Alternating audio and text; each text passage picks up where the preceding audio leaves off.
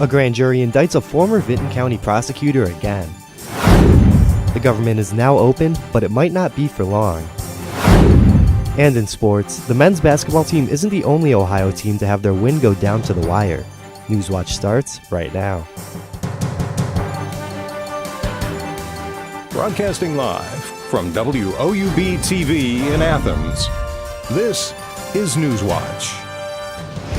Good evening, I'm Ben Schwartz. Thanks for joining us. Former Vinton County prosecutor Austin Campbell pleaded innocent last week after being charged with 2 felonies. Campbell was charged with 8 felony counts of falsification in 2015, with details of the allegations never made public.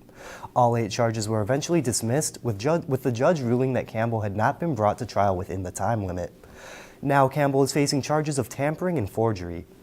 Campbell's forgery charges related to a 2012 financial disclosure statement, something that all county officials are required to file. The tampering charge has not been disclosed. 2 children are dead and several others are injured after a mobile home fire in New Lexington. The fire was reported early this morning in the Perry County Village. A 3-year-old boy and 7-year-old girl were pronounced dead at the scene. 2 adults and some other children were taken to hospitals. The cause of the fire is still being investigated. Former director of Ohio University's LGBT Center plans to take the next step in the grievance process after being refused to be renewed to their position. Vice President for Diversity and Inclusion, Gigi Sekubin, refused to reverse her decision to remove them. Batista's claim that their removal was handled in an unprofessional manner was denied by Sekubin. Sekubin has a new vision for the LGBT Center, and that vision did not include Batista. The new vision includes more funding and staffing for the center and plans for a larger space in Baker Center. Batista told WOUB that they plan to take the next step in the grievance process, which is appealing to the president, provost, and senate.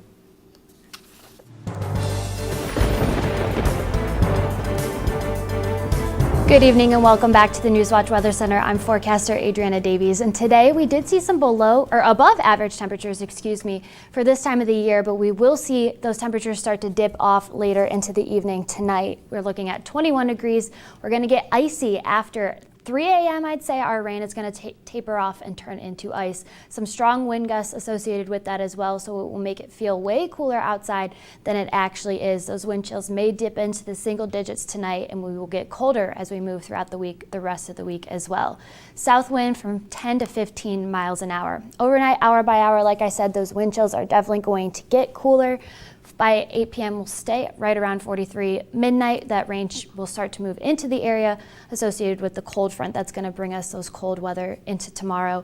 And then right around 4 a.m., 3 to 4 a.m., we'll see the transition from rain into snow. And then that slick ice will take over as well with a wind chill of 19 degrees. Our tonight lows regional, 21 in Athens, like I said, same with Ironton down there. And in Cambridge, we're looking at 20 degrees. Mostly cloudy skies associated with that rain mixed precip that we'll see as well.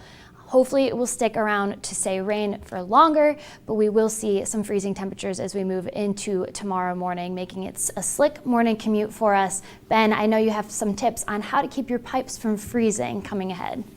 Thank you, Adriana. We do have some tips. With the weather forecast calling for wind chill temperatures in the negatives, the pipes in your home might be at risk. Bill Irvin, an Athens plumber who owns his own business, says there are some tips for homeowners going into the cold weather. The idea with the running water, it's much like a running river. So it might freeze on top, but the water that's moving is hard to pin down. I mean, I don't know if you ever did anything in physics class or chemistry class in high school, but as long as you're stirring things, you could get something below freezing temperature and it still stirs. It's not, as soon as you stop, completely iced, solid. Keeping your water slightly running is just one thing homeowners can do this winter. For those with more time and resources, Irvin says it's best to be sure your home is properly insulated, especially near piping. There's an increase in the maximum deduction for medical savings account contributions and inflation adjustment to the personal exemptions and the tax brackets. There are shorter, simpler tax booklet instructions also. Those are the changes to some tax laws this year.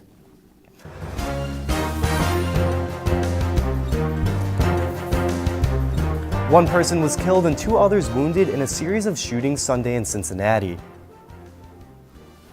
Officers found one victim with a gunshot wound in an intersection downtown and another one a few blocks away. A third victim was found near the car involved in the case. One of the victims is in critical condition and the other in stable condition. There are no suspects or arrests at this time. A Kentucky sheriff is in the hospital after being hit in the head by a rock. Deputy Philip Dean was responding to a call about rocks being thrown at vehicles in Boyle County when one crashed through his windshield and hit him in the face. The rock was thrown from a car traveling in the opposite direction and is about the size of a softball. The deputy is recovering at a local hospital with broken bones. Anyone arrested is likely to be charged with felony assault. Parents of a 2-year-old girl found unresponsive in Akron last February have been sentenced to prison. Tierra Williams and Darian Parker pleaded guilty to child endangering in November for Winter Parker's death. Williams is sentenced to 18 months and Parker to 2 years. Prosecutors said Parker lost track of Winter while Williams was out with the couple's 4-year-old son. The strike at Wright State University can continue. The strike began after the union rejected employment terms issued in areas like healthcare and pay. Officials filed an unfair labor practices complaint asking the board to stop the strike. The union's attorney argued the workload was agreed to separately from collective bargaining and the strike is lawful. Unemployment rates are up in West Virginia. Workforce West Virginia says jobless rates dropped in 9 counties and remained steady in 5 others. Calhoun County had the highest unemployment rate of 12.4%. McDowell County was next at 9.4%, and Roane County was next at 7.9%. Statewide, the seasonally adjusted unemployment rate dropped slightly to 5.1% in December. The national rate was 3.9%. Researchers at West Virginia University will start working on developing an artificial intelligence technology to fight opioid trafficking. The school will receive $1 million across 3 years. The project will focus on finding data to provide investigative leads for law enforcement. Democrat Adam Edelin is running for governor in Kentucky.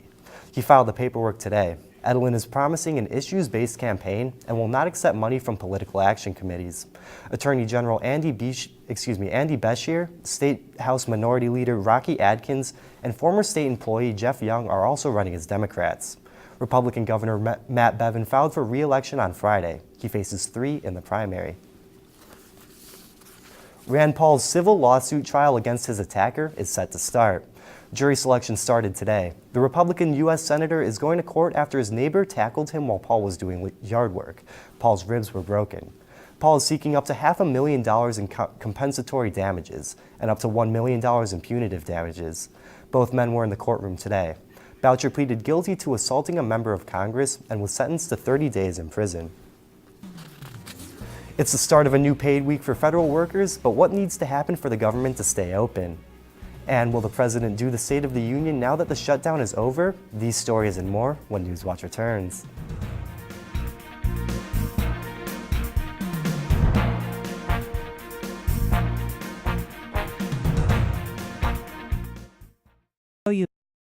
WOUB is member-supported public television. Your contribution keeps WOUB available in your community. Become a member with a gift of $60 or more for access to stream more than 1,000 of your favorite PBS programs through WOUB Passport. Programs like Nature, Sherlock, and all episodes of Downton Abbey and Victoria. Pledge now at WOUB.org. And thank you. This is a box that showed you a world beyond your own. It was just a box, but the world has changed, and so have we. And now the box can be almost any size or shape.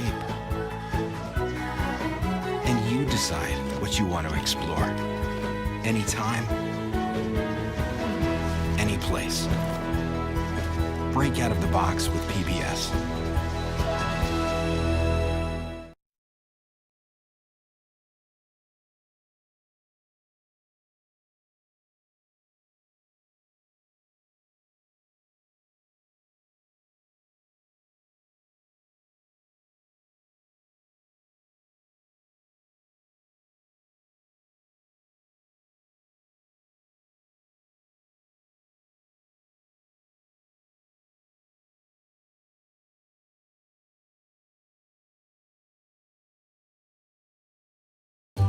I loved Ken Burns' series on the Civil War.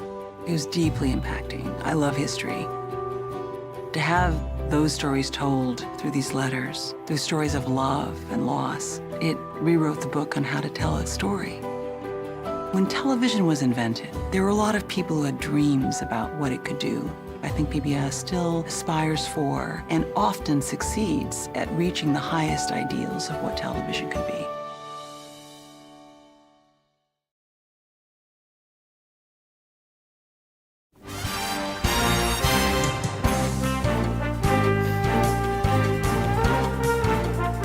It's finally the beginning of a new and paid work week for hundreds of thousands of federal workers. But how long will the government stay open? There's only 3 weeks before the next government funding deadline. Omar Jimenez is in Washington to explain.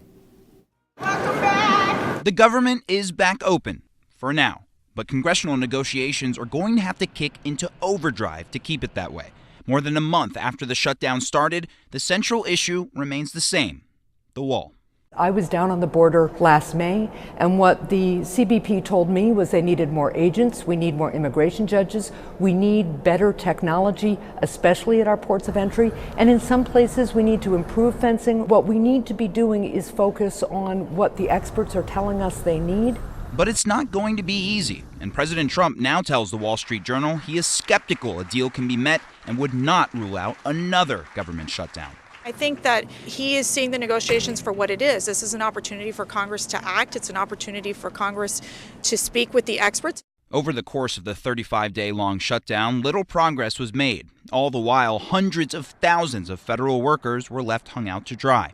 It's exhilarating knowing that we'll get paid for in the future, and now we can get back to work.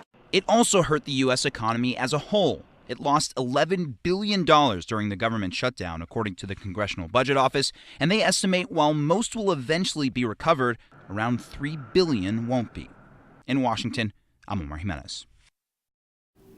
President Trump hasn't ruled out declaring a national emergency to get funding for the wall if a deal hasn't been made by the next funding deadline of February 15th.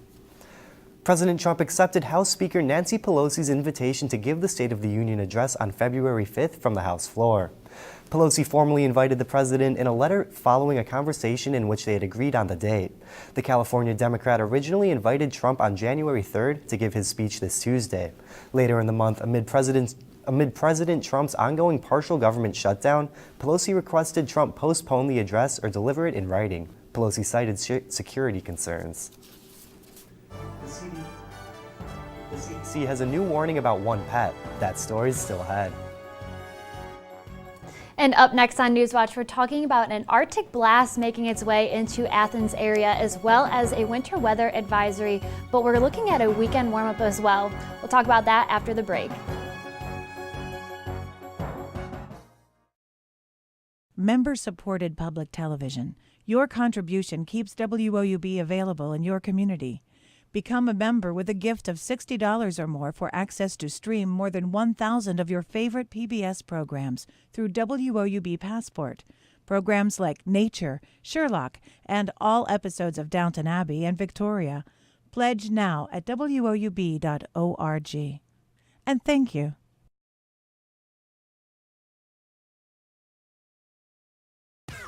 Well, if you love TVC basketball action as much as we do, well then we got the show for you, Hardwood Heroes. Come along with us as we will be breaking down all the action every week.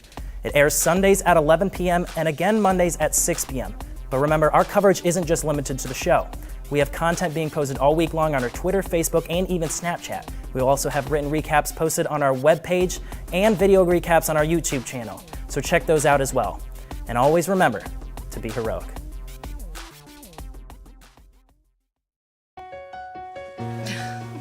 What are you doing? Possibilities. Your day is filled with them. Reach up, energy in the fingertips, collapse. TV, play Downton Abbey. And PBS helps everyone discover theirs.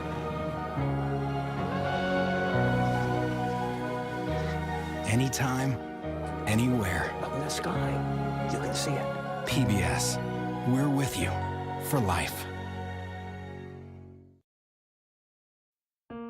PBS had a special on Pearl Harbor, and once Landon started watching the show about the Arizona, he completely became fascinated. That's Donald Stratton, and that's me. And then his Christmas wish this year was to meet Donald Stratton, one of the survivors from the Arizona. So good to see you, buddy. Everything that Landon has learned from PBS, it's immeasurable. This is for you. Thank you, big guy. He is living proof of the effect that PBS has had on his life.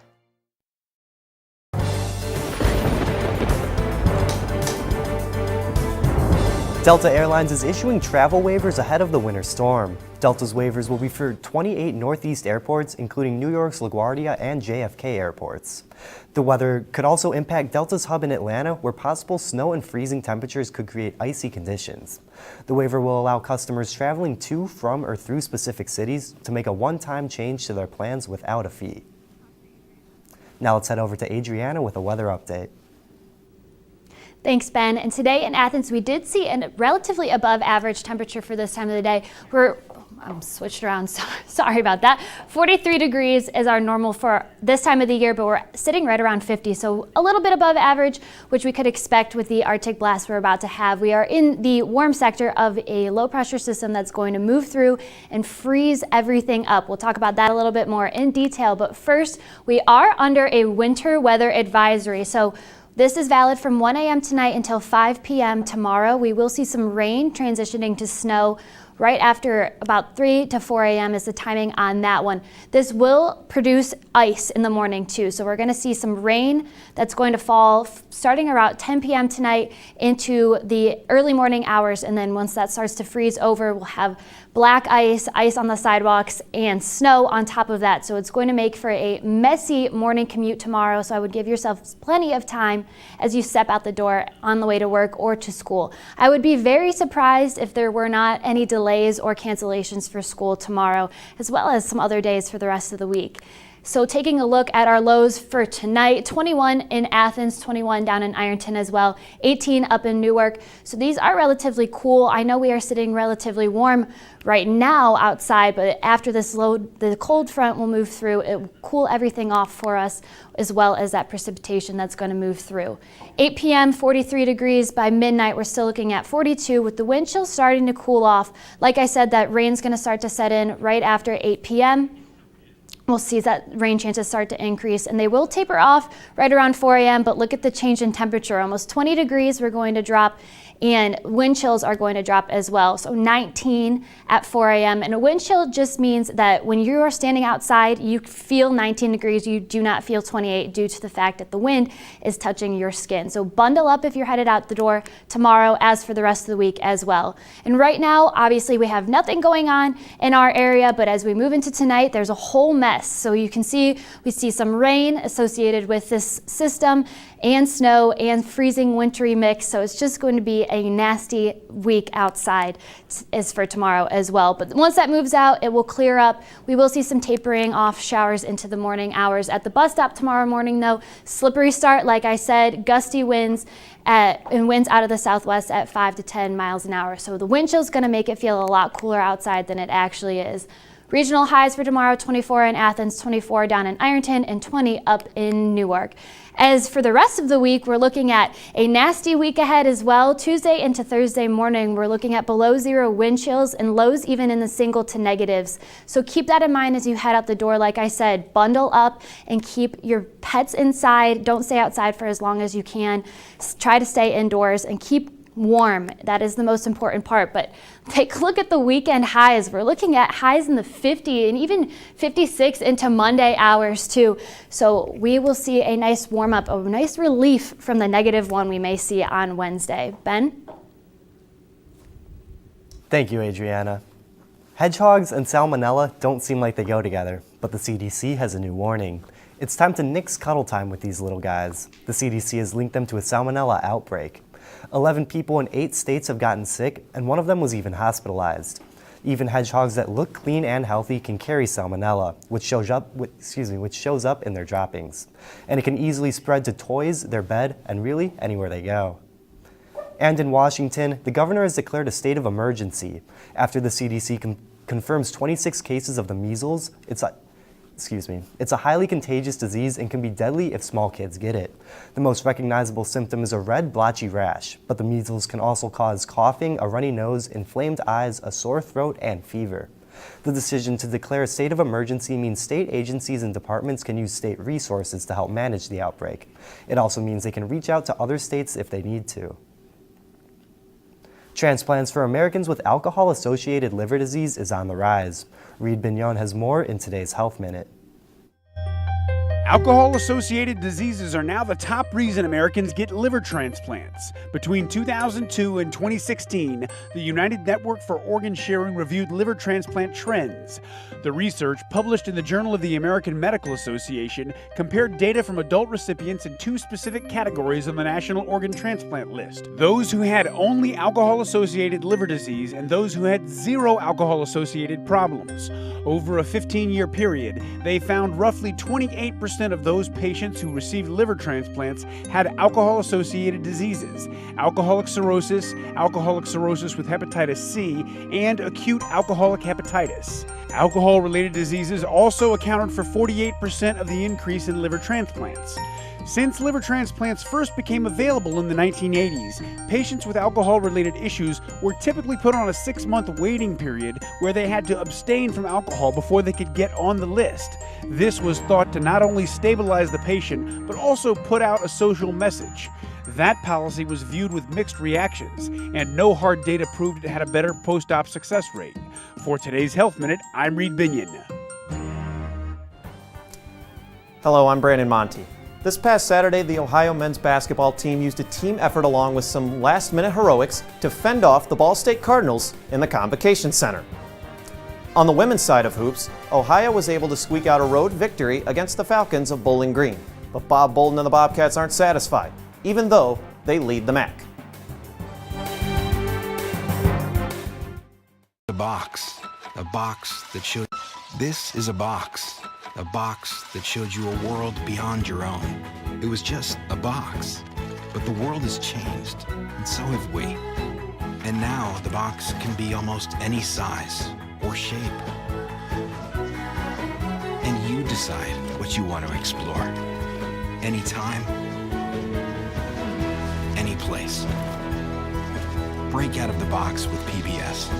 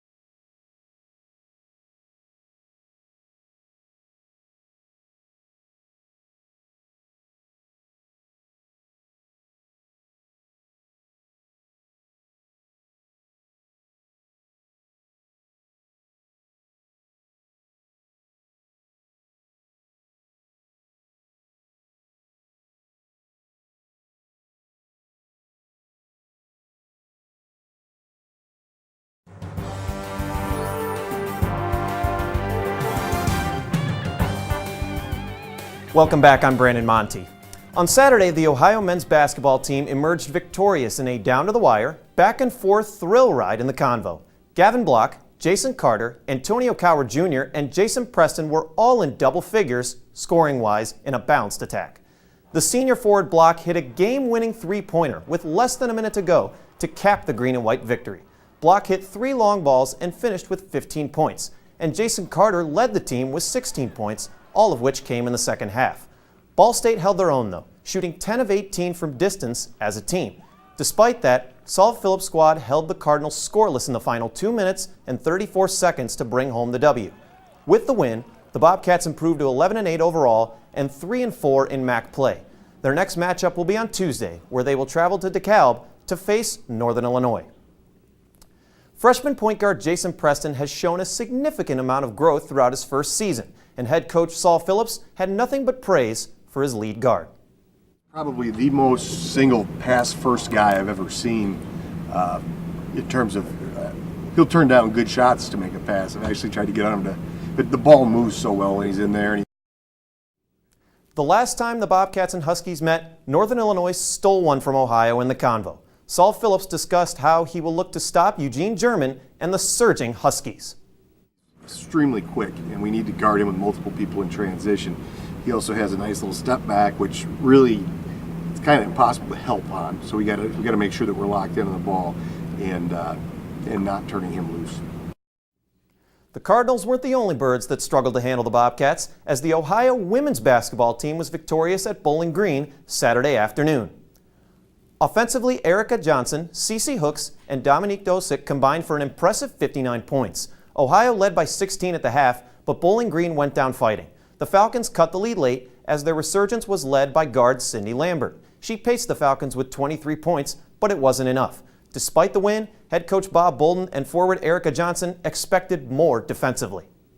Not making progress. We're running out of games to get better, and that's scary. I think the offense looks okay.